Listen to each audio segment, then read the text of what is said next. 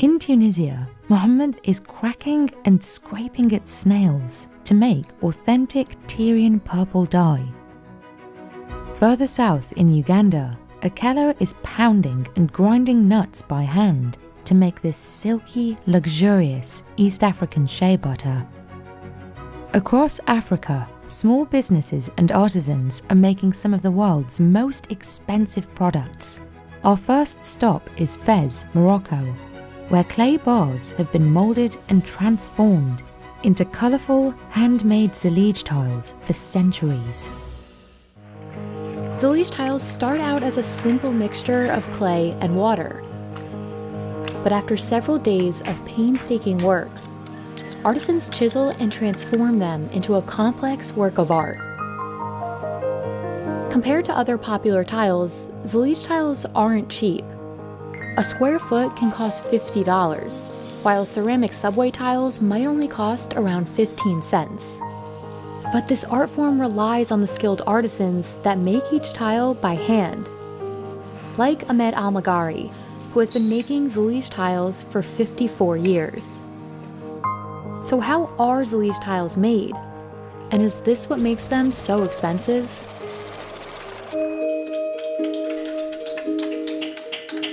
While perfection is often valued, it's the imperfect qualities of Zellige that make the tiles so unique. Artisans in Morocco have been hand-making Zellige tiles for centuries. Today, they continue this tradition in the city of Fez. يعني خدمة ما كتشبه الخدمة وهندسة ما كتشبه الهندسة حتى كيولي الإنسان عنده مقتدر كيولي عنده واحد التجربة في الصنعة لأن الصنعة ما يمكنلكش تقول أنا راني معلم ما عمرك ما تقول أنا معلم لأن ديما كتتعلم ديما الجديد. But before artisans at Arabesque can create tiles, they first need to form the clay. Fez has remained a center for Zellige partly because of these rocks. They're considered some of the best materials in the region for making high-quality clay. الطين هذا ديال المغرب هذا الأصل ديالو مغربي وكاين غير في مدينة فاس. This clay is believed to be more durable than some clays found further south, and it can withstand very high temperatures once fired. First, an artisan tosses the rocks into a pit in the ground called a zuba. They fill the zuba with water and leave the rocks to soften for a day. Then, in one of many tedious stages to come, an artisan kneads the clay using their hands and feet to make it more malleable. After the clay has fermented for a day, a different artisan has the task of molding it into the proper shape.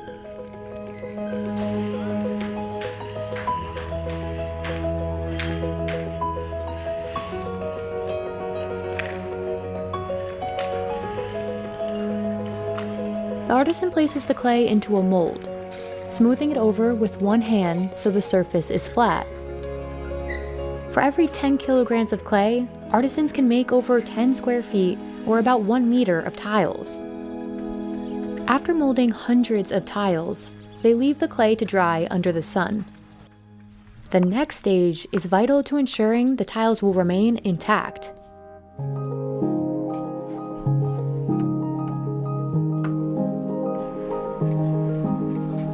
نحطوا القلم فوق منها القياس كنجيب واحد الكوتشيه جنويه كيضربها باش كتزقاد كتعطينا سنتيم ونص سنتيم وشويه على حساب القياس اللي بغينا حنا. Hitting the clay repeatedly also removes air bubbles.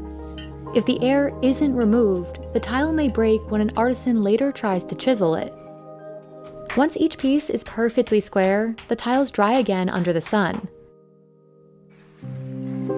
Finally, it's time for the clay to head to the kiln. Precision is critical at this stage, which is why just one person is trusted to lead the job.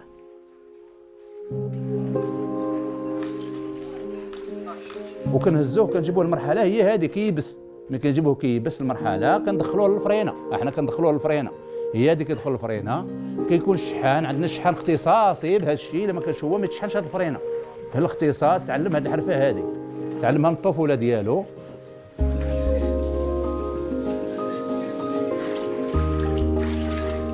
Abdelwahed glazes the tiles and then they're fired for a second time, This second firing ensures the color won't fade. It also gives Zellige tiles one of their most distinct features. Heat doesn't circulate evenly in a traditional Moroccan kiln, which is why each tile, even those with the same color glaze, will have a slightly different shade. But these tiles are just getting started.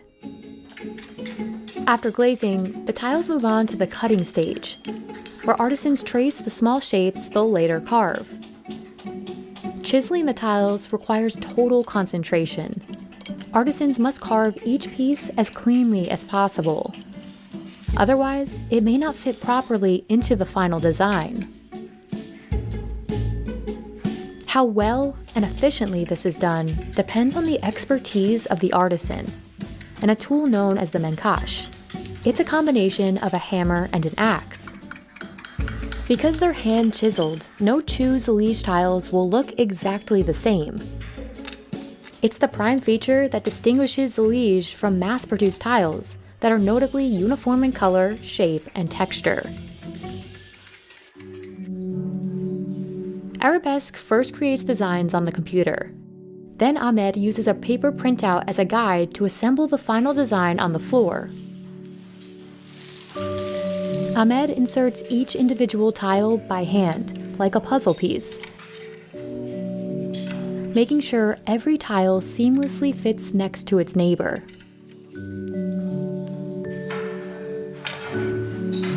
يعني كتشوف العين ديالك باليد ديالك الحواس ديالك كلها عقلك الحواس ديالك كلها كتخدم مع داك الحاجه اللي كتكون كتخدم فيها بعد سميتو 1000 قطعه عاد يمكن لا تعمر لك متر وبعض الخطره يمكن غير مثلا 100 قطعه غتعمر لك متر.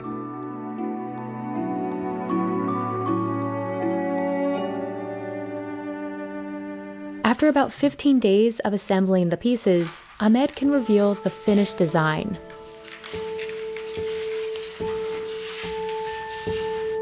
ها هو نفس طبق الاصل. هاي ها الرسمه اللي عطاونا من الاداره ها هو طبق الاصل. يعني كاينين جوج ها الرسمه اللي عطاونا من الاداره احنا خدمنا عليها. فهمتيني؟ كي كتشوف هذا الرسمه هنا اللي كاينه في البلان وما هنا كاينه. The final price of a mosaic like this is the sum of several factors, including the number of pieces and their shape. This is the average, normal 36 pieces. The shape of it is very square, so the price of it is very affordable. Unlike if we go here, which is made of stars and cross. There are 36 pieces by 36, so 36 pieces here also, but the price of this is 4 times the price of the other one because of the shape. Adil also considers the size of the tiles within a design. Smaller pieces are not as simple to chisel by hand. The smaller the tiles, the more expensive the design will be. There are areas where you have a square foot that can have 64 pieces, 128 pieces, 360 pieces versus 36 pieces. So if you have one that costs $10 per square foot, the other one might cost 10 times $100 per square foot. The price increases further for more complex designs. This tile has an interlace. The interlace is automatically double the price. So if you have a $10 square foot, with the interlace it's $20. Centuries ago, Zellige tiles were reserved for royal palaces. Today, they've become synonymous with Moroccan design. You'll find them covering walls, floors, and fountains across Fez. When we talk about Morocco and Moroccan architecture, the first thing comes to mind is Zellige. But its influence goes beyond Morocco. Demand has grown in the US, especially in recent years, as notable designers like Kelly Wearstler incorporate Zellige into their own work. But the way some are using the tiles is different. Rather than mosaics, they're creating monochromatic backsplashes. Part of the appeal of using just one color of Zellige is that it appears ombre when multiple tiles come together, thanks to their subtle variation in shade. But while Zellige becomes more popular overseas, Adil struggles to find young people locally he can trust with the trade. This is more of a living art, but it's also a dying tradition. Nowadays, people are not patient as much as in before. If you look at the people who used to work in this trade, they are very calm, they are very peaceful, they have inner peace. Nowadays, we find extreme hardship to train and adopt people who can carry this kind of tradition as a Zalij artisans. الانسان اي عمل من هذا كيخصو يعطيه الحق ديالو. اي عمل يمشي الانسان يقوم به تيخصو يعني يعطيه الحق ديالو. الصنعه الانسان الا بغى مثلا يملكها ولا شي حاجه راه تيخصو يعطيها حقها ويعطيها الوقت ديالها باش كيكسب واحد المهارات. ومع الطولان ديال الحياه ديالو هو محدو، هو تيخدم هو تيتعلم. راه ماشي المعلم كيتسمى راه معلم، ديما تيبقى تيتعلم، الحياه ديالو كلها ديما تيبقى يتعلم. The quality of Zalij depends on the hand that makes it. Preserving it means finding more artisans like Ahmed, willing to spend decades learning the craft behind this signature Moroccan design. One way to make shea butter involves pounding and grinding dry shea nuts by hand. Another way requires two people to push a lever, as a cold press machine turns shea nut oil into a creamy, pale yellow butter. Regardless of the way it's done, producing shea butter is tedious work, and depending on how it's made, it can cost over $50 a kilo. But this isn't just any shea butter. This is East African shea butter, the most expensive version of the commonly known product. So what makes East African shea butter different? And why is it so expensive? When someone hears shea butter, it's likely they think of the West African variety. But in East Africa, a different kind of shea nut grows, a subspecies called Nilotica. The West African paradoxa tree is farmed, so it grows more abundantly. But Nilotica isn't typically planted. It grows in the wild in East African countries like Uganda and Sudan. East African shea butter can cost more than double the West African alternative. That's because it's easier to spread and absorbs quickly into the skin. This is our Nilotica. Very low melting point. Like you see, when I spread, it easily melts. And within a few minutes, it will have sunk into my skin pores. But when we come to our West African shea butter, when you spread, this is how it turns out. It will remain on top because of the waxy texture. That makes Nilotica more desirable for cosmetics companies, which use it for butters, oils, and soaps. And according to Lucy, this is one of the reasons demand for East African shea butter has grown both locally and abroad. In Uganda, Nilotica producers are trying to meet the growing demand.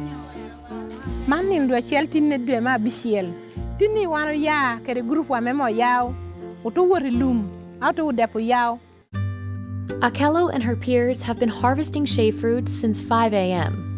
They're part of the Corner Adware Moya Women's Group, a self-help group for women in Uganda. In Uganda, shea producers are primarily organized women's groups like this. They start their day early so they can pick the best fruits before other groups come. Akello and the other harvesters pick the fruits off the ground once they've already fallen. Then they remove and eat the fruit to reveal the shea nut. They eat it because they won't need it to make the butter, and it's delicious.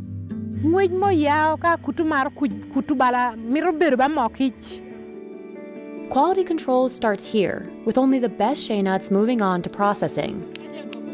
These are grade A nuts, which are whole, undamaged, and untouched by insects. The nuts are then dried in the sun for a few days to reduce moisture. Next, they're carefully cracked, and the kernels are dried again for 2 weeks. Now Akello can make the shea butter. It's usually done one of 2 ways, by hand or by machine, both requiring heavy manual labor. Making shea butter by hand is an intensive process. After the nuts dry the second time, producers heat ash over a fire for 30 minutes. Then they roast the shea nuts in the ashes for another 45 minutes, stirring constantly. This helps prevent mold and deactivates free fatty acids, or FFAs, which are harmful to the body.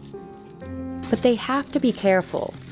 Too much heat could lead to a dark oil with high, rather than deactivated, FFA levels. Then the women spread the nuts on the ground to cool off.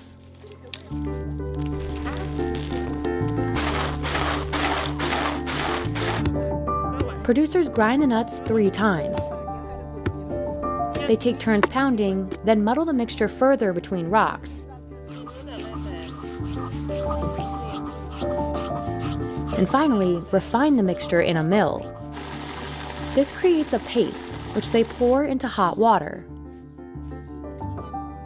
Here, the oil they need for the butter separates from the paste.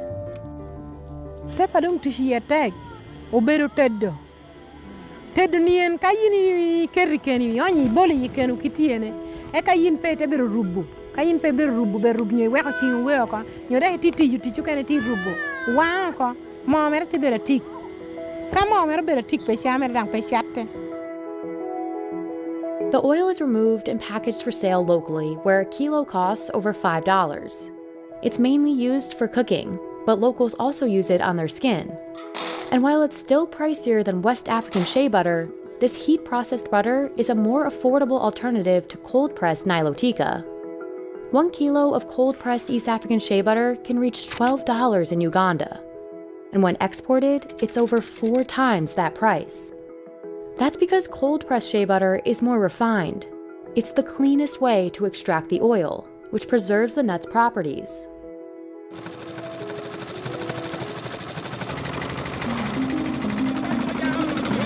After harvesting, drying, and grinding the shea nuts, producers place them in cloth bags and load them into a cold-press machine. They've had this machine since 1997.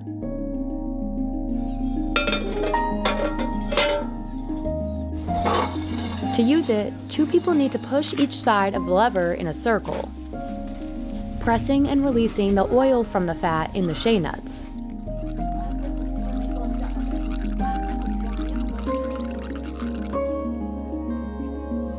When left to rest, the oil hardens into shea butter. From nut to butter, the whole process can take 3 weeks. Today, producers prefer the cold press method because they can make bigger batches of high-quality shea butter. It can also enhance some of the butter's most desired properties. Studies of Nilotica have found that it has significantly higher oleic acid content than West African shea butter. It also has lower stearic acid content, which contributes to the softness of the butter. This is the West African shea butter with a high melting point, and when it solidifies, it's really hard. Harder textures are more difficult to integrate into cosmetics. Lucy says that's why Nilotica has the upper hand in cosmetics. Her American buyers prefer it because it absorbs faster into the skin. But Nilotica has other special properties.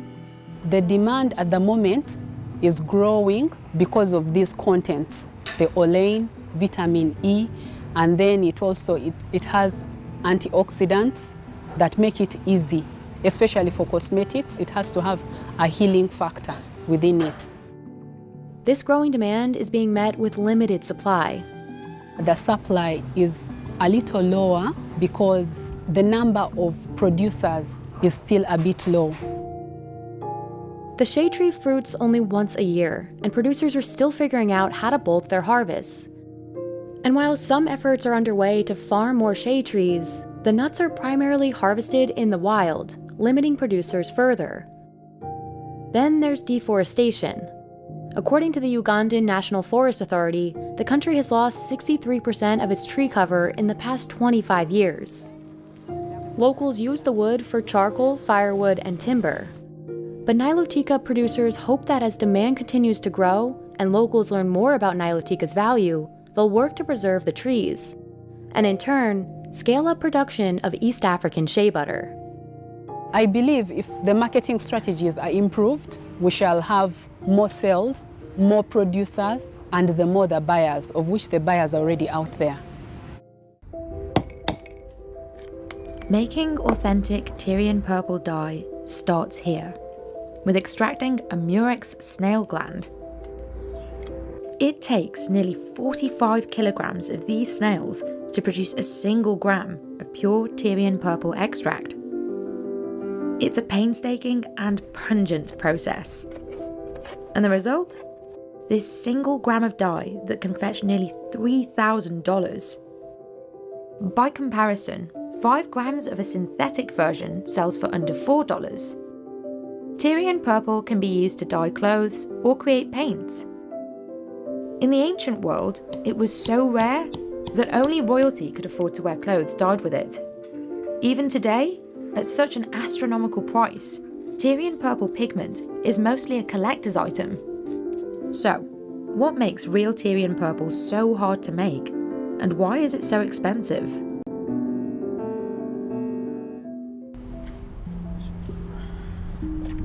This is Mohammed Ghassan Nouira.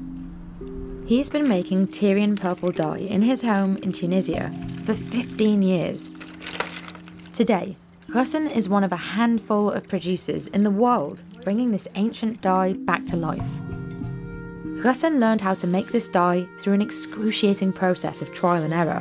Because there's no instruction manual, he reconstructed the techniques he uses from 1st century texts. Oh my God, I must say that I have gone through a lot of failures. The historical texts about the process of making Tyrian purple are very rare and are quite vague, so you have to start everything from scratch and learn everything on your own. To make the extract, Ghassan must navigate a complex process, and it's this extensive labour that accounts for much of the final price. The part of the murex snail that contains the pigment is called the hyperbranchial gland. The good thing is that the gland is located right under the shell, which helps a little bit in the extraction. It's the only part of the snail used to make Tyrian purple, and each gland contains only a few drops of pigment. But before he can extract the gland, Ghassan has to wash, scrub, and sort the snails by size. You don't really want all of this mud and sand to interfere with the dye when you crush the shell and expose the gland. So this is the first step, and it's a very important step. You really have to clean your snails very, very well. Ghassan can now extract the gland from the clean snails. If he hammers each shell too lightly, it'll take too long. But if he hits it too hard, he'll crush the gland.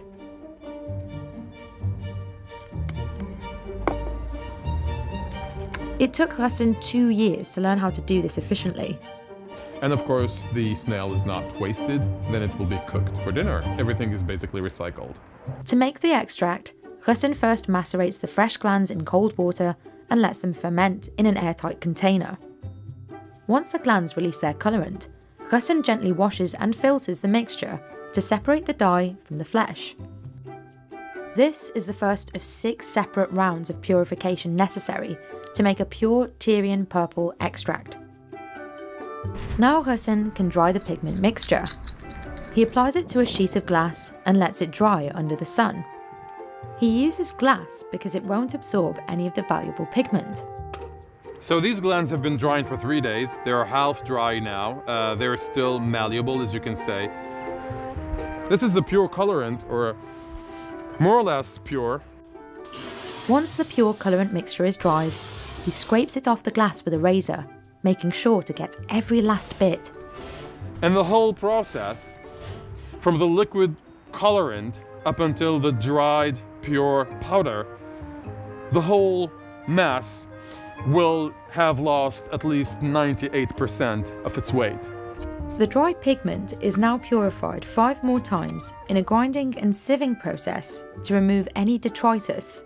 The nearly 100 pounds of murex snails are finally transformed into 1 gram of pure Tyrian purple extract. And acquiring enough snails is another challenge, an expensive one. Ghassan can spend hundreds of dollars sourcing the snails he needs for his dye. That's because finding these snails requires experienced fishers. One of the fishers Ghassan works with is Salim Ben Milad. He harvests murex snails from Suleiman Beach. Like Ghassan, Salim and his team have perfected their technique over time. بالطبيعة لهنا صعيب تحديد المواقع برشا تحت الماء، راهو البحر كبير برشا كما تعرف البحر وكبر ويلزمك تعرف البقايع وتقمر يعني وتشد في مخك. وحتى في الأحجار يعني تحت الماء فما أحجار معين يحبوا. It can take Salim 4 hours to find the right snails, or he can dive for a whole day to no avail. بالطبيعة أهم حاجة احنا يعني في خدمتنا إنه يبدأ المناخ باهي يعني وطقس مزيان احنا نقولوا وراكح ويبدأ الرؤية في الماء يعني تحت الماء باهية يعني واضحة. The bloodmouth snail is particularly difficult to catch and requires Salim to dive 15 meters deep, which makes it more expensive. And if the weather is consistently bad, the price goes up even more. Sometimes, conditions force Salim and his team to go a whole month without fishing. But it's out of their control. اللي يطلبوا غسان للبوغرنو هذا اللي خرجنا منه كما اللي شفنا منه طبعا. It's dangerous for the snails too, which are highly sensitive to climate change. Since the early 1970s, the population of murex snails has steeply declined due to temperature changes in the water and overharvesting. We have to be very cautious not to be engaged in overharvesting, to make sure that the small specimens are put back into the sea to preserve the species. So this is why it takes a lot of time. And careful management of the snail population is vital, as Ghassan and his divers attempt to revive Tunisia's thousands-year-old dye-making tradition. Ghassan doesn't use all the fresh snails to make extract. He reserves some to dye fabric directly. This time, he mixes the snail glands with water and a reducing agent and lets them ferment. The mixture goes from a colourless liquid to green before it turns purple. Finding the right pH balance in this step is crucial. If it's too acidic, the wool may burn, and if it's too basic, it may cause the wool to felt. So now we're just monitoring the pH. It's about 8, which is perfect. This is also the moment when the soluble dye is the most light sensitive. Ghassan must cover the dye vat immediately to avoid too much exposure to light. Too much light can turn the dye from purple to blue, destroying a week's worth of work. When the material has soaked for the appropriate amount of time, Ghassan lifts the vat lid, exposing the mixture to light and air. This allows the mixture to oxidize. And this is how the color will gradually start to develop. But one round of vat dyeing won't always do the trick. Like with this silk scarf. It took me like 8 months to produce, and it required like 800 pounds of fresh snails. And this is still not completed. And it's not always guaranteed that the color will come out the same shade. Historically speaking, there isn't a single hue or shade of Tyrian purple. It's a range of shades that ranges from the color of clotted blood to the color of red purple. This range is the result of mixing 3 different subspecies of murex snails. Hexaplex trunculus, which produces a violet blue colour, Bolinus brandaris, which secretes the colour of clotted blood, and the bloodmouth, or Stremonita hemastoma, which releases a rich red purple colour. Tyrian purple dye dates back to the Bronze Age and is named after the Phoenician city of Tyre. Some historians believe it was produced as early as the 21st century BC. Ancient civilizations from Phoenicia to the Carthaginian and Roman empires prospered by producing and trading this dye. One of the production sites was Menings, on the island of Jerba, which is now an archaeological site. لأنها مادة ثمينة جدا، وبما أنها مادة ثمينة فقد قرر الأباطرة الرومان في بداية الإمبراطورية أن لا يقع استعماله إلا من طرف الوجهاء حتى يقع التفريق بين الأشخاص. A text from the 4th century states that a single pound of Tyrian purple dye costs 3 pounds of gold. But production of this dye came to a screeching halt in the 15th century after the fall of the Byzantine Empire. دراسة الزيت والزيتونة في أفريقيا الشمالية في القديم، ثم دراسة الأرجوان، هذا صنع الأرجوان المتاجرة به، والرخام إلى آخره، كل ما هو علاقة بالتجارة والموانئ. Ali says he's grateful that Ghassan is reviving this culturally valuable dye so Tunisians can reconnect with their ancestry. Ghassan learned about the dye at the age of 14 and was enthralled by its history in Carthage. Over a decade later, he found a murex snail on the shore, oozing purple. My old passion for red purple came rushing from its deep slumber, and I really had this revelation. And this is how my adventure for reviving this legendary dye started. Now, he hopes to ramp up his production, offering more shades of pigment. Well, of course, my dream is to enlarge this project and to create an old-fashioned dye factory and to produce more. But as I said, the main concern should always be to preserve the species, because if there is no murex, there is no dye.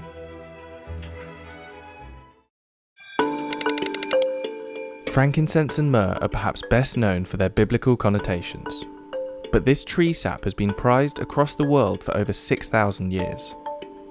These fragrant incense pieces come from the Burseraceae family of trees and are found across the Horn of Africa and the Arabian Peninsula.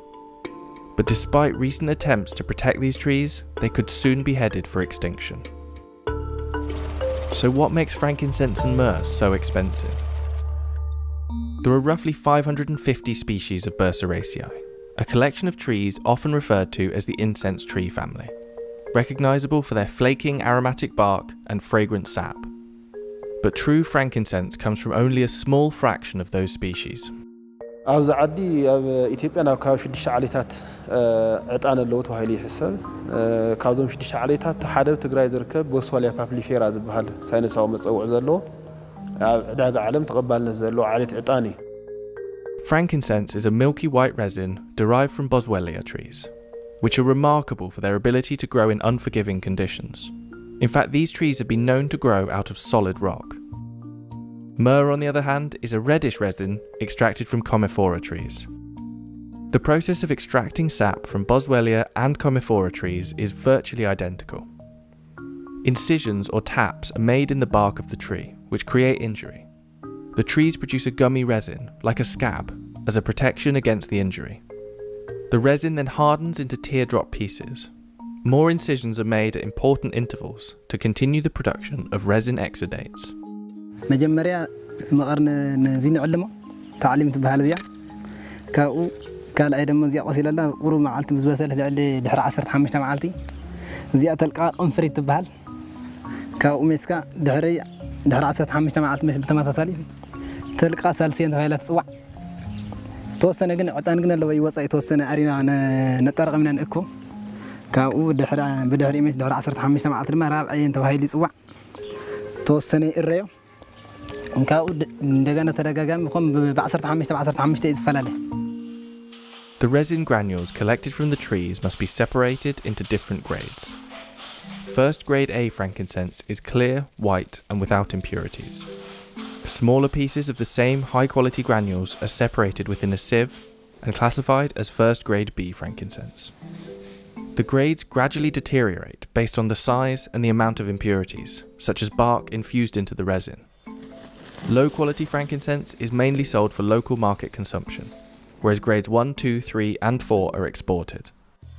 ጽቡቕ ሙዚቅ ቀዳማይ ይባሃል እዚ ብድርጅኡ እውን ቀዳማይ እዩ ብዋግኡ እውን ዝሐሸ ዋጋ እዩ ዘለዎ ማለት እዩ ተቐሚጥና ዘለና ተርቢልና ዘለናስ በቃ ዋግኡ እውን ቀዳማይ እዩ እዚ ዝለዓለ ዋጋ ኣለዎ ቀዳማይ ይባሃል ማለት እዩ ካብ 15000 ንገዝኦ እዚ 15000 ቅርሺ 800 ብዘይባቱ ንገዝኦ ዝዓዲ ማለት እዩ That means that at wholesale, this sack of first grade A Ethiopian frankincense is worth about $430.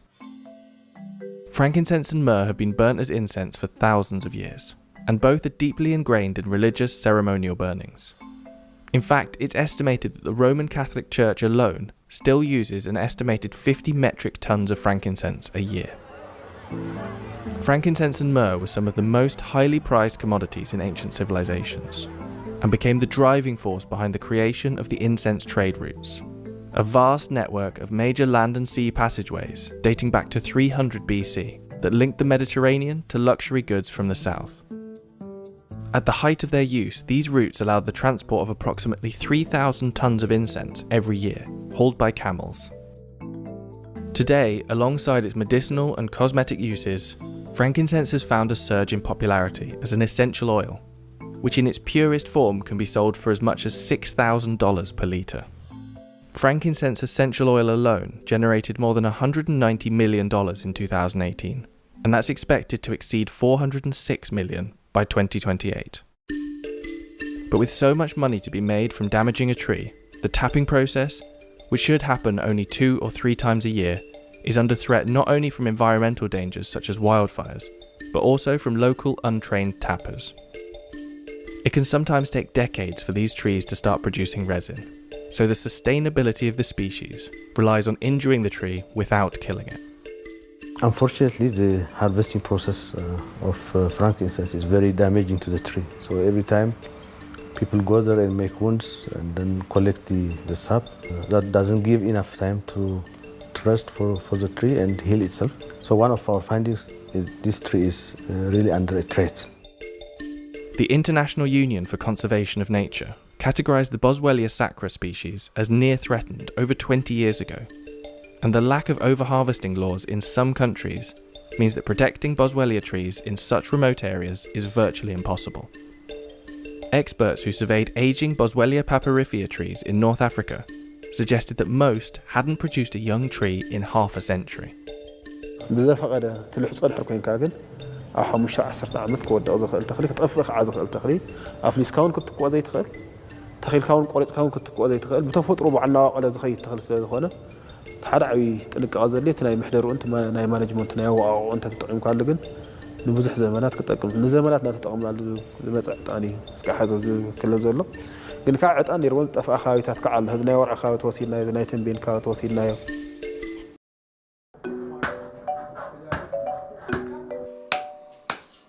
Almost everyone at this market in Lagos, Nigeria, is here to buy stockfish. A coveted source of protein, it sells for $65 per kilogram, 7 times as much as other popular fish like croaker. But no one in Nigeria can actually produce this unique dried cod.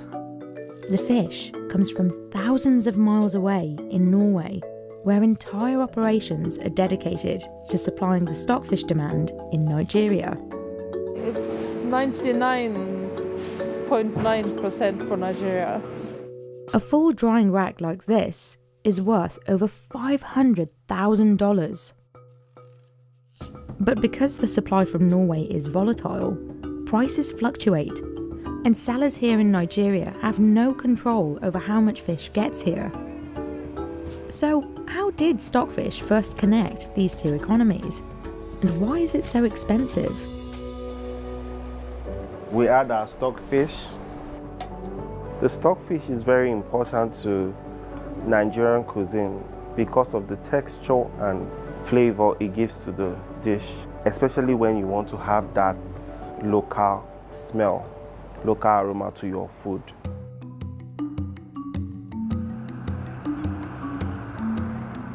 This is the fishing village of Henningsvær in Lofoten, Norway. It's the ideal location for drying stockfish. Cod migrates here at the start of the winter.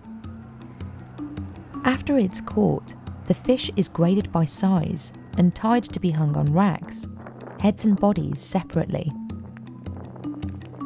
The weather here is cold, dry, and reaches -10 to -15 degrees Celsius with wind chill. It's so cold that there are no insects that could eat the fish, but not cold enough to freeze the fish. And it dries the fish so much that after a few weeks, not even birds are interested in it anymore. These racks have the capacity for as much as 4,000 metric tons of stockfish. It's a way of conservation. You know, the yield is 23%, so that means that we take out all the water. It's a way of preserving the proteins. Exposed in the freezing wind, it takes 3 months for cod to fully dry and become stockfish. Once that happens, stockfish can be stored for up to 3 years, making it an extremely valuable resource. This is a longer method than using salt or artificial dryers, which can dry cod in a week, but the long wait pays off. Companies like Nora's buy fresh cod for 52 kroner, a little less than $5 per kilogram from Fishers. Once dried, its bulk price is around 150 kroner per kilogram. In Nigeria, it won't be sold in kilograms, but in 30-kilogram bags. This heads, after 2 months approximately, we can take it indoor after dry it, and we press it into 30-kilo jute bags and ship in 40-feet containers, and it all goes to Nigeria, yes. Up until 60 years ago, the word stockfish meant little to nothing in Nigeria. But after the Nigerian Civil War killed more than 1 million people, mostly of starvation in the late 60s, everything changed. Among the emergency supplies other countries sent to Nigeria to combat the famine, Norway sent stockfish. While Norwegians still eat it in restaurants now, almost 100% of the stockfish produced in Norway is headed to Nigeria, especially for home cooking. In 2015, Nigeria imported $8.94 million worth of stockfish from Norway. No, this call from Norway. We don't have challenge selling stockfish when we import it, and we sell as much as we bring. Nonso is a stockfish dealer. He's spent 20 years in the business, going from retailing to dealing directly with imports. He sells his stockfish at the Otto White Sand Market in Lagos, Nigeria. Stockfish, it comes in different species. So there is the health aspect of it, which is also into 3 types. There's one that comes with jaw, there's one that comes without jaw. There's also type of different heads. So the same way it is different, the prices are different. So into that meat, there are other 2 types of the meats. There are the one without skin and the one with skin. Then aside from that one too, there is also the body, the long one. That one also is more expensive. And even in that body, there are up to 4 different types. The hot and humid climate makes it impossible for stockfish to be dried here, so importing it is the only option. The stockfish takes 6 weeks to get to Nonso from Norway. A bag of body here is above $500 and above $300,000. Then the main body, the long one, is up to $800,000 to $900,000 here, which is almost close to $1,000 above. But those prices will not be the same tomorrow. Prices fluctuate depending on the season, and because it's a more convenient trade currency than Norwegian kroner, prices are set in US dollars. They depend on the naira to dollar exchange rate of the day. And even then, there are 2 different exchange rates: the official one, set by the Central Bank of Nigeria, and the black market rate. Black market rates, although unofficial, often give a better picture of the real market conditions. Most of us end up going for black market because you can be in a queue for dollar for months. In Nigeria, these 2 exchange rates are very different. Which one you pick to sell your stockfish can make or break a business like Nonso's. That's a major challenge in every business in this country. The restriction and access to gold. The difference between government rates and black market is over 100. That's a lot of money. So it makes the business difficult and also makes it expensive for consumers. So it's a very big challenge. But for now, we are dealing with this now. We don't have much option. We have to continue our business. In 2021, to encourage local fish farming, the Nigerian government added stockfish to a list of over 40 items that importers have to buy with actual US dollars, not naira, converted into the same amount.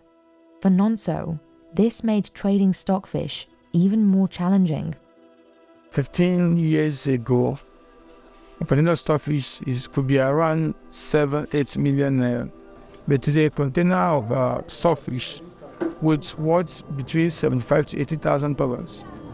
In current black market range, prices are about for 17 million to 50 million.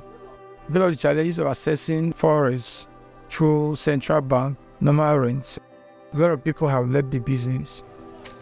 The rise in energy costs has also made the operations in Norway more expensive to run, and that also reflects on the final price at the market here. But the people go for which one they can afford. So now they are doing a method that instead of allowing to be there to spoil, we now start slashing. So when you move around the market, you'll see people slashing the stockfish to a smaller size that people can afford. I really can't place a time frame to how long I've been cooking stockfish. I grew up knowing stockfish. I learned to use stockfish also in cooking the local dishes, the local delicacies, especially our soup and stews. Here is our seafood okra in all its beauty. How lovely it looks. First of all, you feed with the eyes.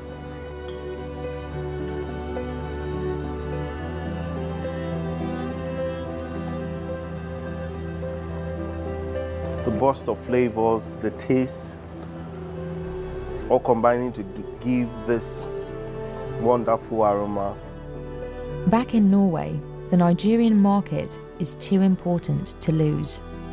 And it's funny because we have been trying to sell to other countries these products also, and every time we think we found a new market, then we find out that it was really the Nigerians living in the Netherlands or England or the US. So it's always the Nigerians who like this.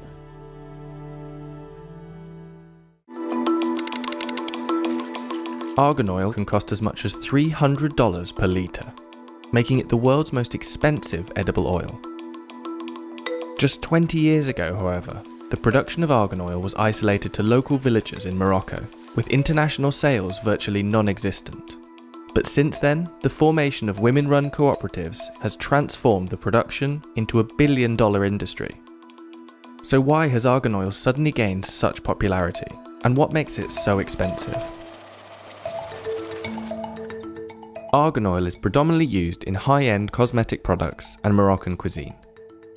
The oil comes from the seed of the argan tree, native only to the narrow strip of semi-desert between Morocco's Atlantic coast and the Atlas Mountains. The Amazigh people of North Africa have been using the argan seeds for centuries, and the methods for creating this costly oil haven't changed in years. الحالة الأولى ديال الإنتاج منين يعني كان دابا حنا كنجمعوا أفياش كنجمعوا هاد الحبة ديال الأرغان كنجمعوه ملي تيكمل النضج ديالو يعني في الأول كيكون على هاد اللون هذا كيكون خضر ما يمكنش لينا أننا نجو مثلا نضربوه بالعصا ولا نجنيوه في الشجرة كنخليوه حتى كيطيح في الأرض وكيرجع في واحد اللون اللي هو بني.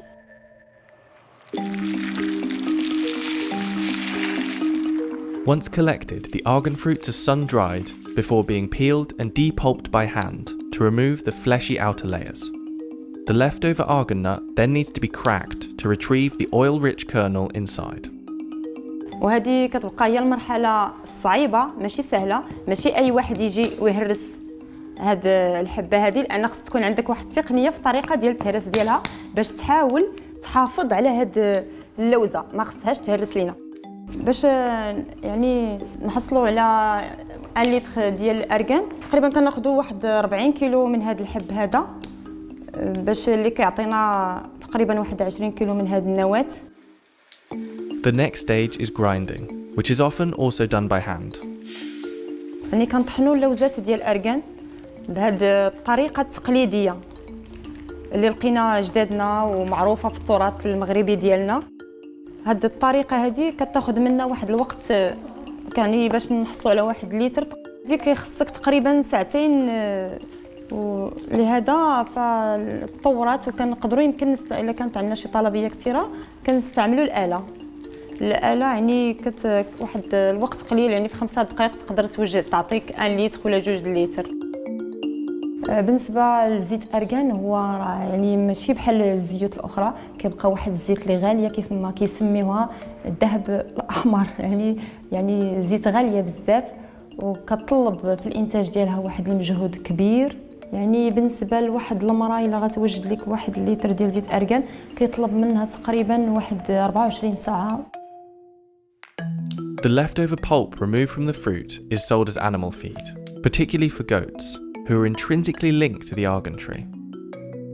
In some areas, it's tradition to allow goats to climb the trees to freely feed on the fruits. Argan kernels are then collected from their excrement, saving the laborious work of cracking open the nuts manually.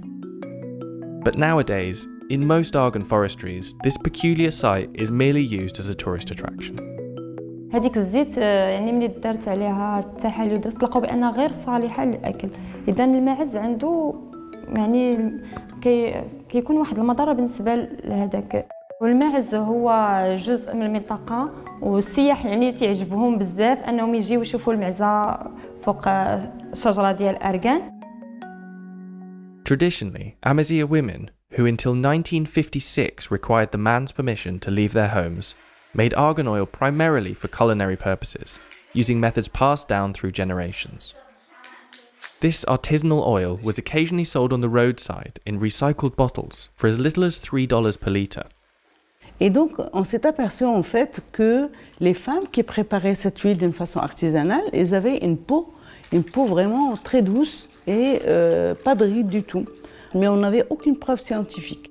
Zubida Sharouf first studied the argan tree for her PhD in the late 1980s, when the species was in dangerous decline. After conducting scientific research to support the moisturizing benefits of argan oil on hair and skin, Sharouf planned to transform the environmental problem into an economic solution.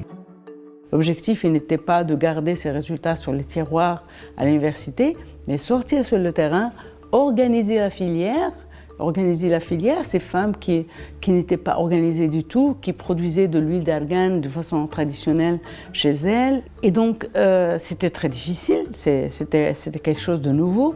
Elles ne savaient pas ce que c'est qu'une coopérative. Ensuite, ils ne sont jamais sortis de chez elles. Et donc, quand même, on a commencé par ces 16 femmes. Et dès que les autres ont vu ce que ça a donné pour cette première coopérative, donc il y a eu beaucoup de femmes qui sont venues nous voir, qui voulaient aussi s'organiser en coopérative et profiter de la commercialisation de l'huile d'argan. Sure enough, the rapid rise in popularity of argan oil not only brought profit to the region, but also revitalized an entire ecosystem. The newfound respect for the value of argan trees ensured stability for the species, and in turn, the surrounding wildlife and community reaped the benefits. The argan tree, known locally as the Tree of Life, provides food, shelter, and protection from desertification, and its deep roots prevent soil erosion, allowing vegetated grass to grow for grazing livestock. It's estimated that up to 90% of the economy in this region is owed to the argan tree. Il y a pratiquement 3 millions de personnes qui subsistent de l'arganerie parce qu'il fournit beaucoup de journées de travail pour les populations locales. Rien que la seule extraction de l'huile, elle fournit pratiquement 1 million de journées de travail. Mais le rôle le plus important, c'est le rôle environnemental. L'arganier est vraiment le dernier rideau vert au niveau du désert. In just one generation, the international market for argan oil has risen from just 200 litres to 4,000 metric tonnes in 2019. By 2025, the state's ambition is to sell over 10,000 metric tonnes. To facilitate this increase, the area for producing the oil has expanded more than 100 miles south of Aswara and is due to expand north. As with any costly ingredient, argan oil products are often adulterated. Both cosmetic and culinary argan oil is often labelled as pure, despite the undisclosed percentage of Argania kernel oil being mixed with a host of chemical compounds. And cheaper, mechanically extracted oil has begun to appear on the market, for as little as $22 a litre, threatening the stability of the local cooperatives. However, some cosmetic giants such as L'Oreal have committed to fair trade programs to help ensure the stability of their argan oil and the preservation of the forest's biodiversity. With the help of the cooperatives, the traditional skills held by the Amazigh women have created a booming industry. But even though this income has granted some financial independence in a male-dominated society, the women normally make less than $220 a month, below Morocco's recommended national minimum wage. With the argan oil industry predicted to continue its growth, the prosperity of the Amazigh women remains to be seen. On day 1, harvesters cut out these river reeds. And in 8 days, after drying, burning, and filtering, the reeds will produce one of the most expensive salts in the world. Just 1 tablespoon of river reed salt costs about $1 in Kenya. Compare that to the 4 cents it costs locals for the same amount of sea salt. So how do producers make salt from river reeds? And why is it so expensive? River reed salt, or chumvi ya kienyeji, is made from the reeds of the muchua plant that grow along the Nzoia River. Once the salt is extracted, it's typically sold in small quantities to chefs and luxury hotel owners in Kenya and abroad. Buyers describe its saltiness as powerful and umami-like. I buy the river reed salt because of, I will say, the magic in it. The texture is smooth. It is not rough or coarse. For those who have tasted umami from Japan, it tastes almost the same, but this one has more of a sharp taste. So when you're cooking with it, you won't use a lot of it. Today, only the Bukuzu community in the village of Webuye continues the traditional process of making this rare salt by hand. This is the Nzoia River, and this is Andrew Wanyonyi Sikanga. Andrew and his sons harvest the reeds that grow along the riverbanks. Before they go out to harvest, Andrew starts the morning with a prayer. Amen. They pray for protection from the dangers they might encounter at the river, like snakes and crocodiles. To avoid coming into contact with them, Andrew and his sons need to harvest early. Kwa sababu huwa nyoka zinatembea mchana kama mvua jua inakuja, lakini asubuhi baridi iko haitembei. Sasa tunaenda huko kwa sababu ya hiyo vitu bado ingali kwa mashimo. Today, they're looking for ripe river reeds. Vile iko hivi ni mrefu kuliko kama sasa hii ni kitoko. Tunalingana. Sasa hii iko na chumvi. Lakini bado ichanga, hakuna chumvi. Ndio sasa tunaangalia kwa urefu wa chumvi yenyewe. Ndio nilikuwa nasema 2 meters kwenda juu. Lakini kama iko hivi tunaiacha. If the reed isn't at least 2 meters tall and the flowers at the top aren't wilted and nearly dried, the concentration of salt will be too low. Andrew hacks away at the ripe reeds, being careful not to uproot the plant or cut too close to the roots. That way, the reeds can regrow more quickly, and the roots can continue to spread onto other rocks. Only reeds with a high salt content make the effort worth it, because from them, Andrew can make enough salt to sell. Alafu iko ni riski.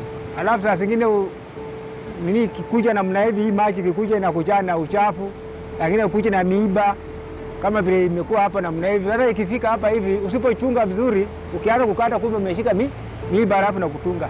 Au saa zingine unajikata hivi vile huyu amejikata hapa saa hii.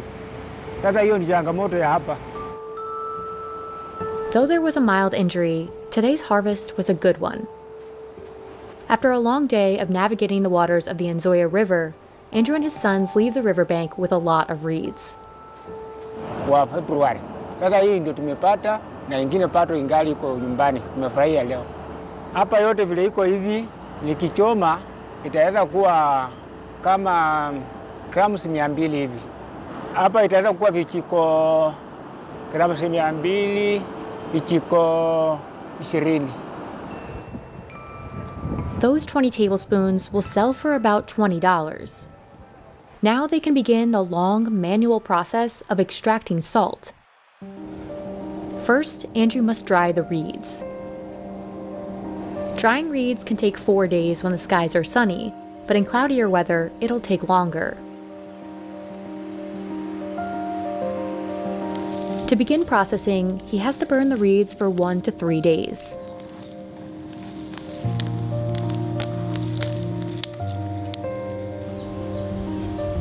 Once all the reeds turn to ash, Andrew places them in a large pot with drainage holes.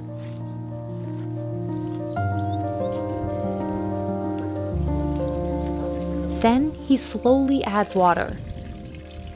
The water filters through the ashes and holes, each drop collecting at the bottom. He pours those droplets through another filter and into an aluminum pan. Next, he places the pan over an open fire, where the solution is left to boil until the liquid evaporates. Finally, after a full day of work, Andrew is left with this wet, salty paste. The next day, he packs the paste into banana leaves and places them under hot ashes to dry.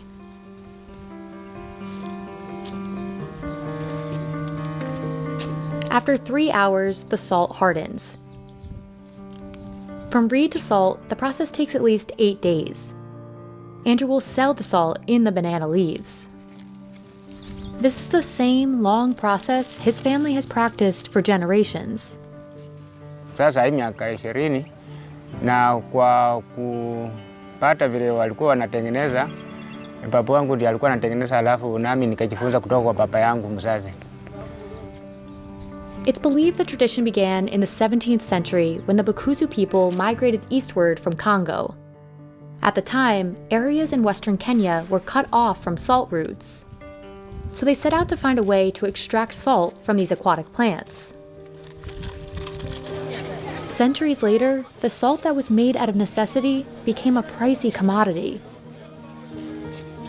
At the market, this pack containing just 3 tablespoons of river reed salt costs about $3, and this larger pack, $7. It's likely to sell because local demand is high. Buyers know the intense work put into making this salt, so for them, the price is worth it. Although there aren't studies to confirm it, market sellers say that part of what keeps the salt in high demand locally is the belief it has special medicinal properties. But the most notable feature is its taste. In fact, Andrew's River Reed salt won the title for most unique indigenous salt at an international gastronomy exhibition in Italy in 2014. Slow Food, one of the organizers of the exhibition, established a presidium in 2009 for Kenya's River Reed salt to drive more demand for the product. But fulfilling that demand would require more supply, which is difficult when production is so limited. One of the biggest threats to river reed salt production is climate change. According to Slow Food, the growing population in Kenya has led to deforestation. Indigenous trees along the Nzoia River have long held soil particles together and provided shade, keeping temperatures stable. But the loss of these trees, along with higher temperatures, unstable river levels, and landslides, has contributed to the loss of river reeds. Andrew tried growing the reeds with other water sources, but couldn't get the same outcome. Hapo hata mbeleni nilikuwa nimekumbuka hiyo, alafu nikapandako huku nyumbani. Na vile nilipanda nyumbani ikafika mahali namna hivi. Na nikileta maji nyingine ya kunyunyiza inaenda chini. Lakini nikichukua maji ya Nzoia inafurahi, inaenda juu. Lakini tu mradi maji ya Nzoia peke yake. Nimefanya hiyo utafiti, maji nyingine inakataa. In addition to conservation efforts like replanting indigenous trees, Slow Food is working on creating more marshy areas for the reeds to grow. Since the river reed salt really does well with the waters from the river, we were thinking that if we try a little bit to divert some of these water from the river and have a marshy area plus some of the rocks, we can actually try to see whether we can increase the number of reeds, because I know that as the people continue knowing about this particular salt, there will be high demand. This project, along with increased commercial exposure of river reed salt, hopes to help producers like Andrew and his sons keep their work alive for generations to come. This massive 50-kilogram Nile perch is a rare catch for these Ugandan fishers. But it's not the fish meat that'll make them the most money. It's this balloon-like internal organ known as a fish maw or a swim bladder. Dried fish maws can sell for up to $800 a pound, but older maws like this one from a large slate cod croaker are valued as high as $4,000 for a single piece. Wegamba esinga obaka ngamene pizza tejja ekati yafuuka gold kyobola lwaki sigiriya. Fishers sell it to Chinese markets around the world where people eat it for its health benefits and supposed anti-aging properties. But the supply chain in China is facing a big problem. Due to overfishing in Chinese waters, connoisseurs are now looking abroad to places like Uganda for fish maw. The organ is so prized that smuggling and theft are rampant in the industry. So why is fishing for maw worth the risk?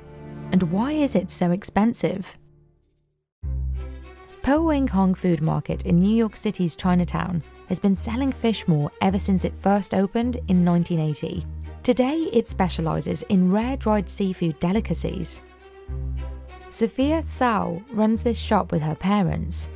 She says that these days fish maw is so rare that they have to buy it in bulk as soon as it becomes available. Usually we request a certain size and certain type of fish maw because we know what sells the best, and we usually maybe get 50% of what we request because the demand is so high. Fish maw, or swim bladder, is an organ that enables fish to control their buoyancy.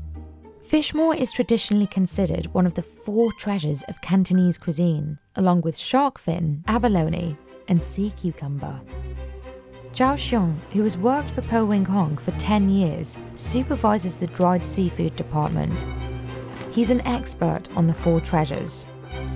係非洲嘅淡水鱸魚膠嚟嘅，一般嘅花膠咧係稍微有一種偏黃，跟住咧佢係有一種非常之半透明嘅咁樣一種狀態喺度，所以咧佢嘅年份咧越耐咧佢嘅花膠係越厚。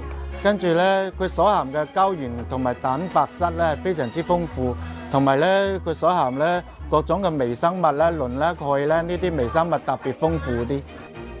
The store orders all of its fish maw from a USDA-certified broker who works directly with traders and fishers in Southeast Asia, South America, and Africa. Usually when we order fish maw, it's about 30 to 50 pounds per case, and general prices are between 4,000 to 8,000 depending on the quality of the fish maw. They resell it for anywhere from $200 to $800 per pound, depending on the type and quality. The Chinese bahaba, or large yellow croaker, was a main source of fish maw for decades. But in 1989, the Chinese government designated it a Grade 2 state-protected species. And in 2006, the International Union for Conservation of Nature also assessed the fish as critically endangered. Today, the majority of fish maw is imported from other countries, including Uganda, where fishing for an invasive species called Nile perch on Lake Victoria has become a lucrative business for locals like Amber Francis. It's early morning on Kisima One Island in Jinja. Amber is packing up his bait and hooks and preparing his boat to set out on Lake Victoria. He's worked as a fisher here for the past 10 years.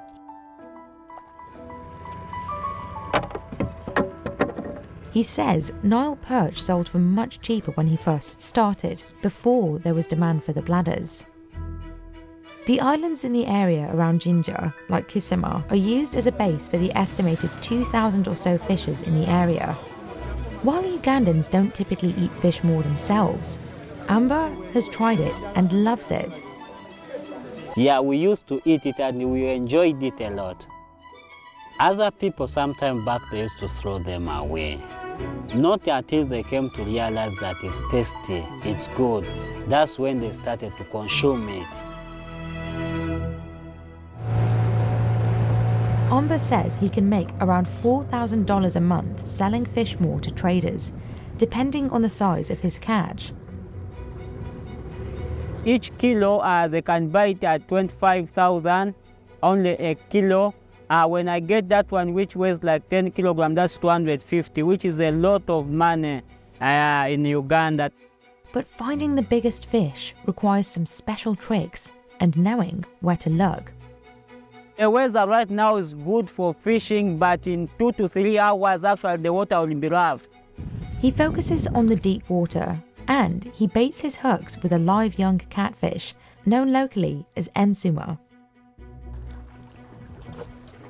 If the water is too cold, the ensuma can die instantly, and Nile perch won't go after dead fish.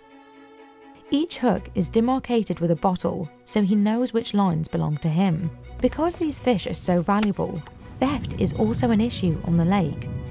Unfortunately, you go there, you find nothing, when everything was taken by those thieves. Yeah.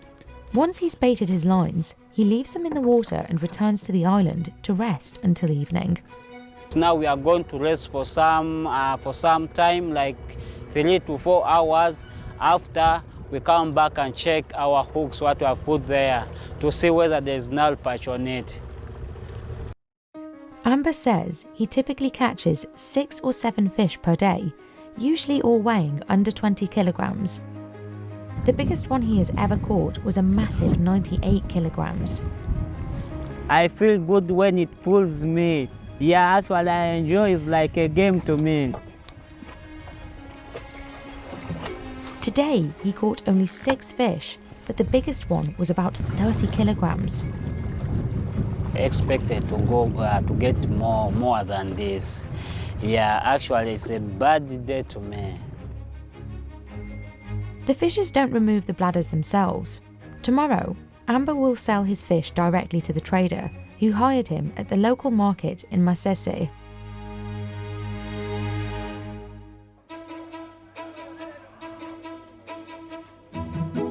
Amber's boss is Hakim Magumba, who has been working in the fishing industry for about 23 years.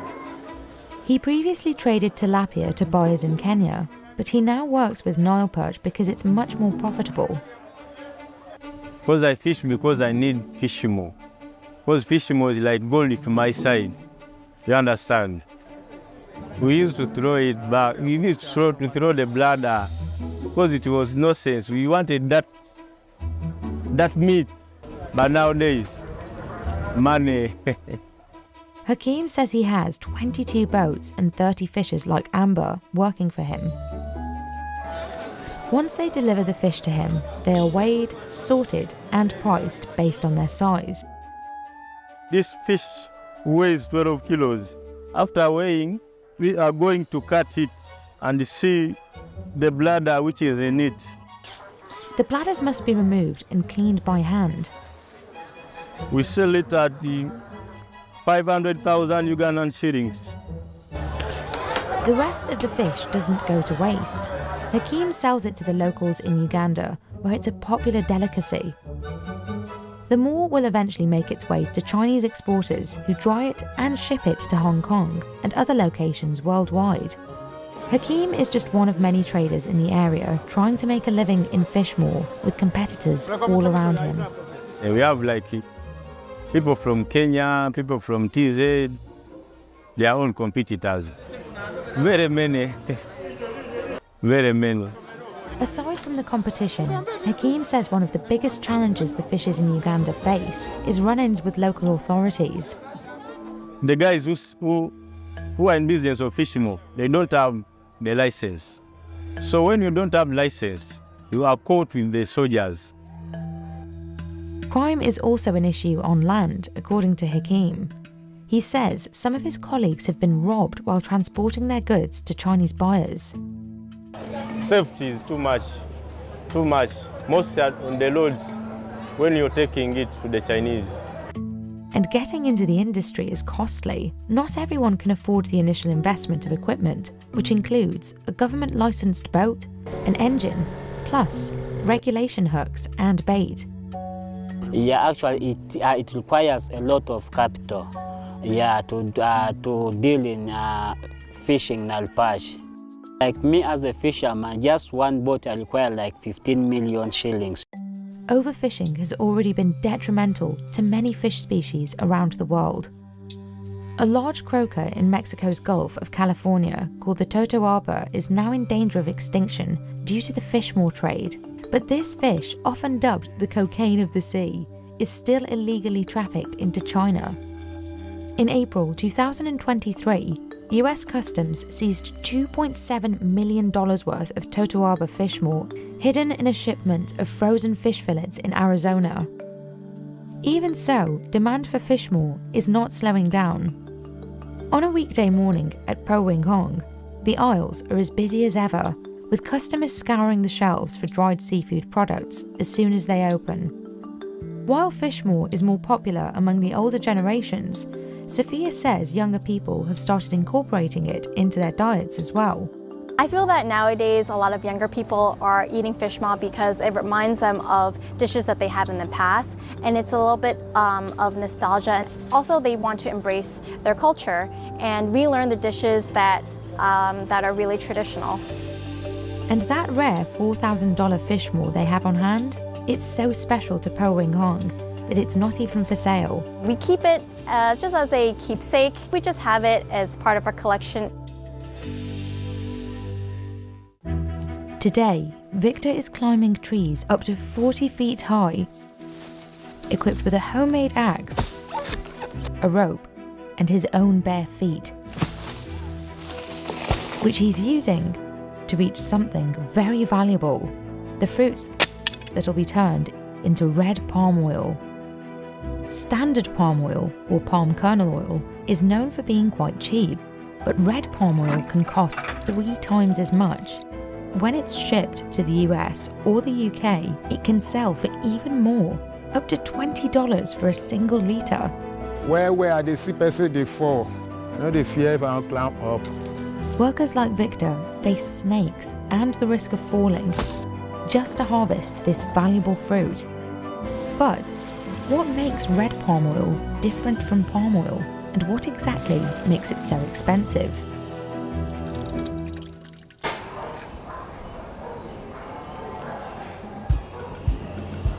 This is what palm oil looks like.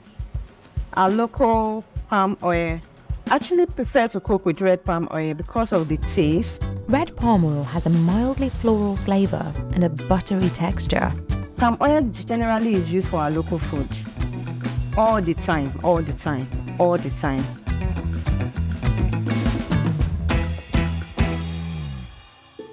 Here, in Ondo State, Nigeria, making this local favourite is a labour-intensive and artisanal process. Thousands of fleshy palm fruits are transformed into yellow-brown sludge and then red-orange oil. Over the course of a week, it all starts on oil palm plantations like this one in the village of Aye. Every few weeks, expert climbers are called in to harvest the palm husks. The trees here can be as high as 60 feet. Climbers like Victor don't wear any protective gear, relying on just handmade harnesses and axes to help them up the palm trees.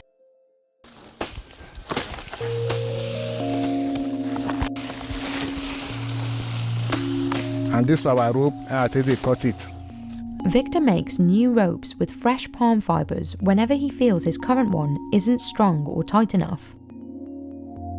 This is important because old rope can become brittle and snap. And sometimes, some people they use their life. See my own now. We see another people, they will see they use it. Don't sit now, it don't hold, and don't they break. You are the clown. Gentle, no rush. Use my ass. Go hook up for your itch.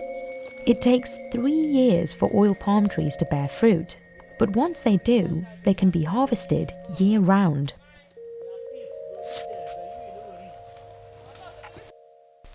Sometimes they call 200. Well, every person won't learn this work. I feel teach them well. All this thing, I no go green, may this rope grow up. Go clean and come out. Now, where I won't cut it now.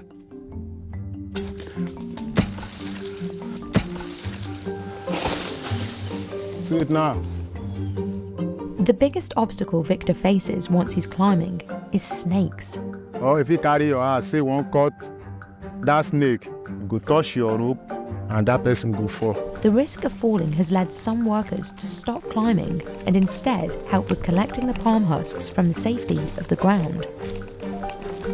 I need to climb tree because before they climb this banga, as this banga they so danger deal.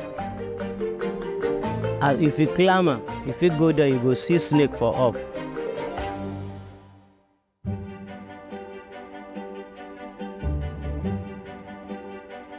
It's very difficult to separate the fresh fruit from the thick, spiky palm husks. So they're left out to dry. This time also allows the fruit to ferment, which elevates the oil's flavour. After 3 or 4 days, the fruits are ready to be dehusked. Randy and other workers use axes to break the husks and sift the fruits to separate them from dirt.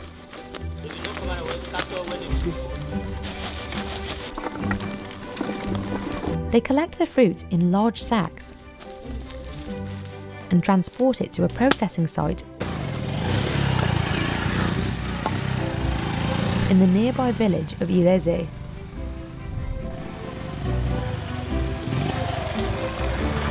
Randy delivers the palm fruits to his wife, Deborah, who is one of the many workers toiling away to transform the fruits into red palm oil.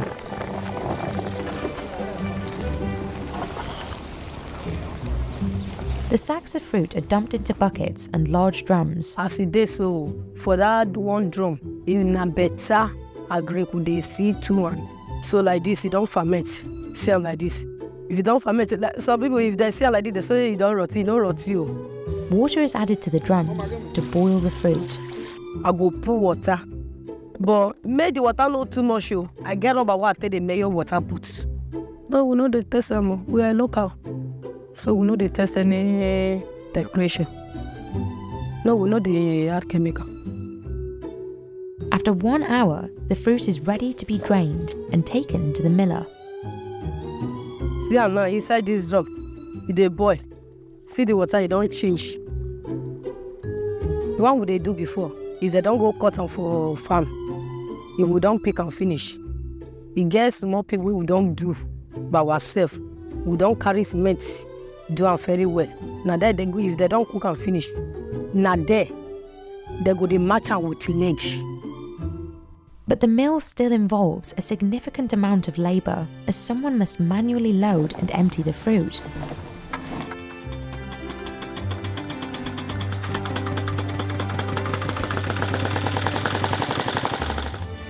After the mill, it's time for another recently acquired machine: a hydraulic press. The fruit, which has been milled into a pulp, is pressed to release its oil. No kernel oil is released here because that would require the seeds to be dried and cracked. Some locals do produce kernel oil, but since it's more difficult to make without special machinery, it's not as common. While oil palms originated in West Africa, colonization led to the rapid expansion of oil palm plantations throughout Southeast Asia. Eventually, Southeast Asia took over the global palm oil industry, and as other oils also grew in popularity, West Africa never quite caught up. West Africa's rainy season, which typically lasts from May to October, is also an ongoing issue. Rainy season, if rain fall, if you climb a tree, means maybe you don't plan, you want to kill yourself. Because you know good man, you go climb when rain fall, the pantry go to draw. So when it's raining, no one is climbing the trees, which means the fruit often goes rotten. And thanks to climate change, the rainy season has been lasting longer, causing more damage. This decreases the already low supply of palm fruits and raises the price of red palm oil. In contrast, palm kernel oil plantations harvest on a massive scale and rely on heavy machinery for the bulk of their production. But you get work, we dey suffer for this thing. Government, I no see government where come support me. I no get any support too. Now myself they suffer with my children, with my wife, with my friends. So our engine, our mainly engine. We don't get money to buy big one or the one we go give us guarantee say this one no, we feel use and like 5 years we no go disturb us. So now it. After enough oil has been collected in the large bowls underneath the press, workers carefully scoop the orange-red liquid into other bowls and buckets. The oil is poured into drums for a final boil. After 1 hour, the fire is put out and the oil is left to cool off. The finished oil is moved into buckets, then funneled into jerry cans. Deborah says some customers travel all the way from Lagos State, which is about 5 hours away by car, to buy her red palm oil. Some people think I will do more than 15 kegs, 30 litre. These kegs sell for $30 each. Although the price can change depending on the supply of palm fruits. I know they appeal. Now I know they carry my oil, they go market. I they sell them for my house. I get plenty customer. The price of red palm oil can also vary depending on location. A 4-litre bottle at a supermarket in a bigger city like Lagos can cost around $18, making it the same price or even cheaper than some imported vegetable oils, thanks to Nigeria's volatile exchange rates. Meanwhile, the red palm oil that is exported outside of West Africa is exponentially more expensive, ranging from $15 to $20 for 1 litre in the US, and the cost may only be getting higher. Cooking oil prices have been on the rise thanks to weather-related supply shortages in countries like Argentina and Canada. The Russian invasion of Ukraine also cut the world off from the region's supply of sunflower oil and led Indonesia to ban some exports of its palm oil. All this raised the global price of cooking oils even higher. As a result, the local cost of red palm oil in Nigeria has also increased, but for many people, the price is worth the taste. Our own, I believe in my own knowing, say it better. The price, at the expense, say me, they don't tell me, say don't they go up more, because they work, not the easy. It can take 30 kilos of raw wool to make a single Moroccan rug. Women tie each knot by hand, 1 row at a time.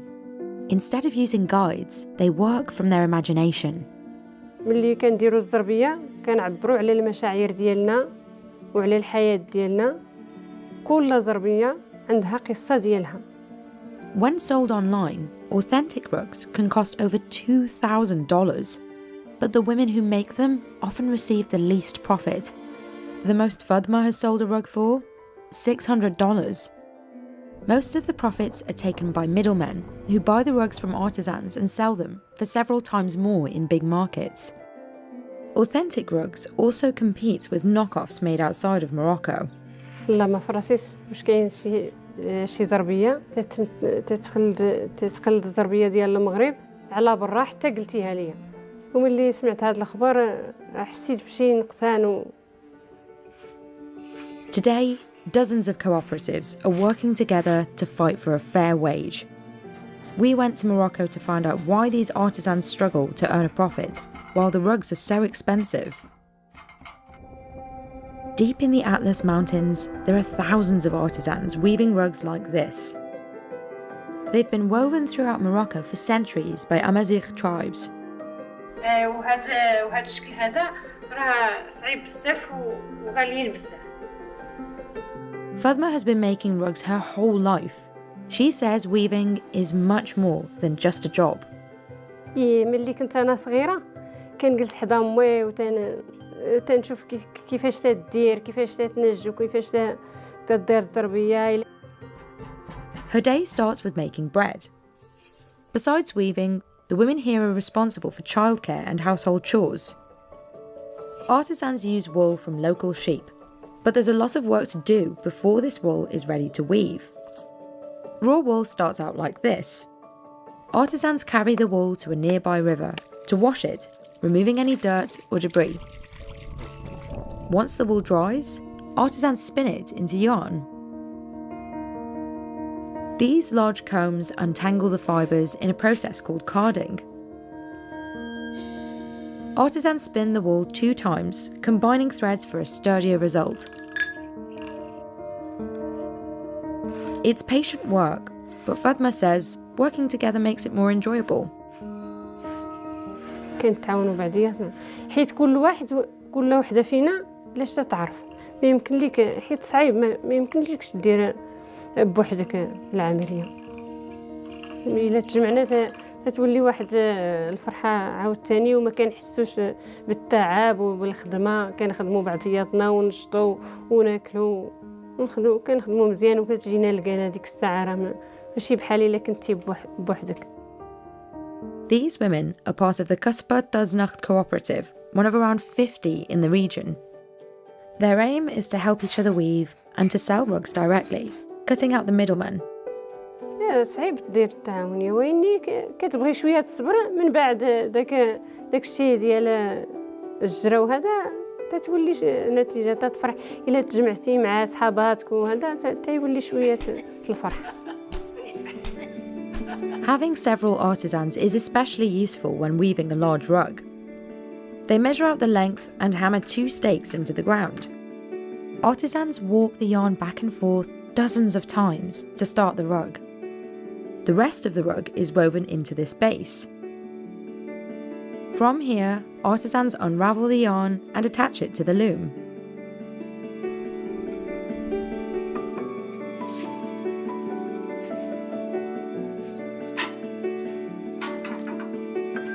This marks the start of weeks of work. Moroccan rugs are thick, soft, and durable, thanks to the wool from local mountain sheep. The Bach has around 300 sheep and goats. He shears them in March and sells most of the wool to weavers. بالنسبه للزربيلوت والزقيتيه كاين اولا الموروث الطبيعي اللي هو الصوف ديال سيروه اللي هو فيه الخرفان الصغار والزغبه طويله وفيه دوك الخرفان احسن صوف في المغرب وثالث جوده من ناحيه الصوف في العالم من بعد نيوزيلندا واستراليا.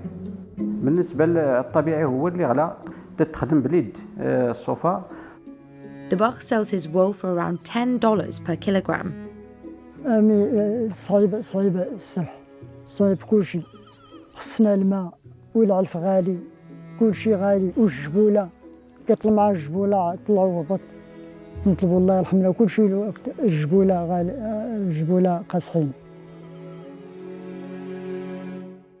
Back at the cooperative, artisans are busy dyeing the wool.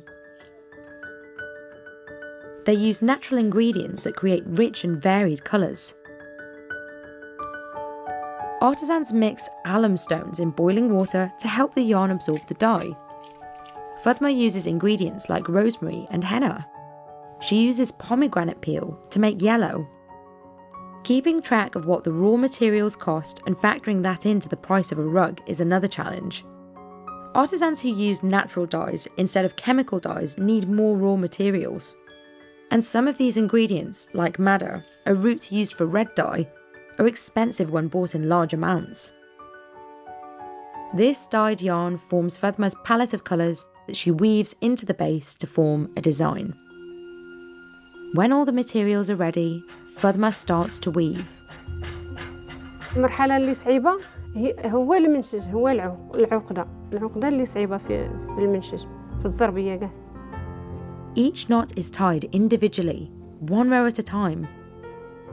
After decades of practice, Fatma is able to quickly weave dyed yarn through the base. نديروا الحاشية صافي كنخدموا وكنخدموا الزربية خيط بخيط. نديروا داك الخيط اللي درنا بعقلنا باش غادي نخدموا كنخدموه هكا حتى تكمل الزربيه. الزربيه الوزكيتيه ما تلقاي وحده بحال وحده ولا الامازيغيه كل وحده والشكل ديالها. Each region of Morocco has its own designs and motifs. Like Beni Urain from the Middle Atlas, or Thuznacht rugs from northwestern Africa, which use several weaving techniques to create complex patterns. On large rugs, artisans work side by side. The more complicated the pattern, the harder it is to weave. Large rugs can take months to make, and the bigger the rug, the more expensive it becomes.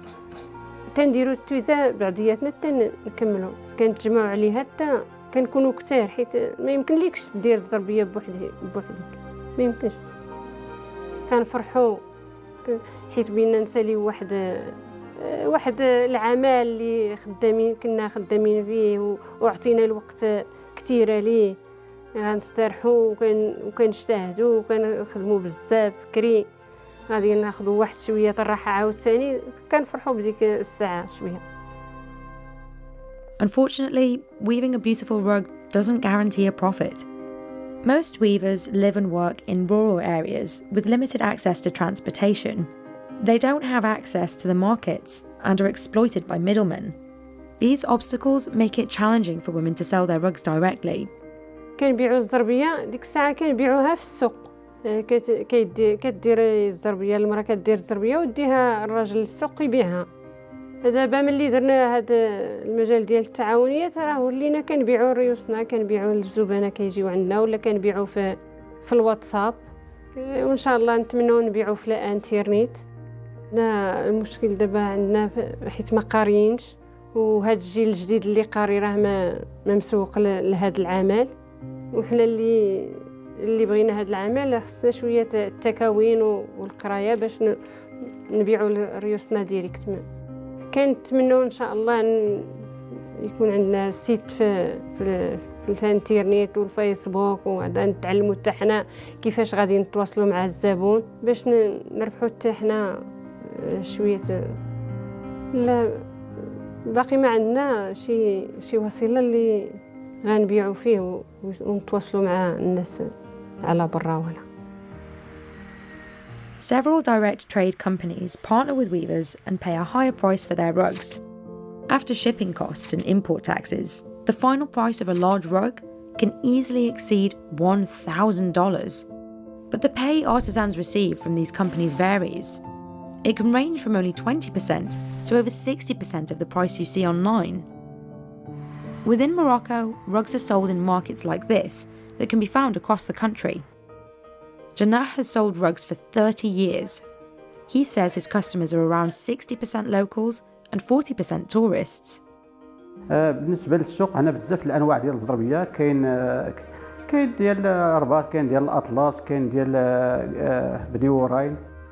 ثالث حاجه هي الزربيه الوزقيتيه قديمه اللي معروفه باللون الصفر الزعفران والالوان الطبيعيين الابيض والاسود ويمكن تستعمل على جوج جهات الجهه ديال الصيف والجهه ديال الشتاء. كاينه هذه تتسمى الزليج الامازيغي لا موزايك واحد لابارتي فيها لينو وفيها تيسي وفيها الروبروداج. قديما الزربيه كانت ما تتباع ما تتشرى في المغرب كانوا يعطيوها في الهدايا وتتعطى في الاعراس مدن. دابا تبارك الله راه عايشين فيها الناس وقراو فيها وعايشين فيها وداروا فيها المسائل. But the further a rug gets from the weaver, the more expensive it becomes. And while joining a cooperative can help increase pay, it doesn't guarantee it. الوسطاء هما اللي تيرحبوا بزاف اللي تيديو لبرا لمراكش وأكادير وفاس تيبيعوا على برا. اما بالنسبه للبائع ديال التعاونيات تيديوها شويه ولكن المراه بزاف هي اللي ضيعت بزاف من ناحيه البيع ديال الزربيه. بالنسبه للزربيه دابا تتباع هنا ب 500 درهم المتر كاري تتمشي لعند واحد تيبيعها ب 700 درهم وتتمشي لمراكش تتباع بواحد 1500 المتر كاري ولا 2000 درهم دوبل وبضع مرات اكثر. Authentic wool rugs also compete with rugs made outside of Morocco that imitate traditional designs. Some of these are made of wool, but many use cotton or polyester.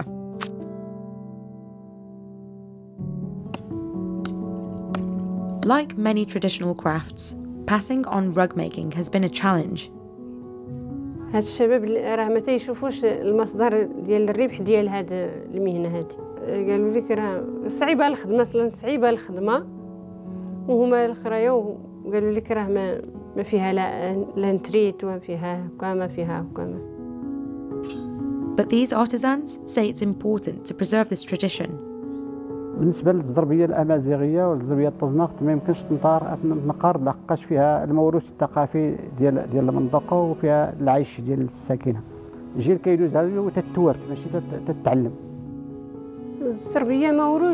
الزربيه موروث ثقافي ديال البلاد، حيت فيها المعيشه وفيها كتعمر لك الوقت ديالك وكتخرجي شي حاجه من راسك، حيت ماشي غير كنخدموا كنبدعوا كنعبروا في الزربيه. داكشي علاش ما كنحسوش بالتعب ديالها، حيت كنبغيوها.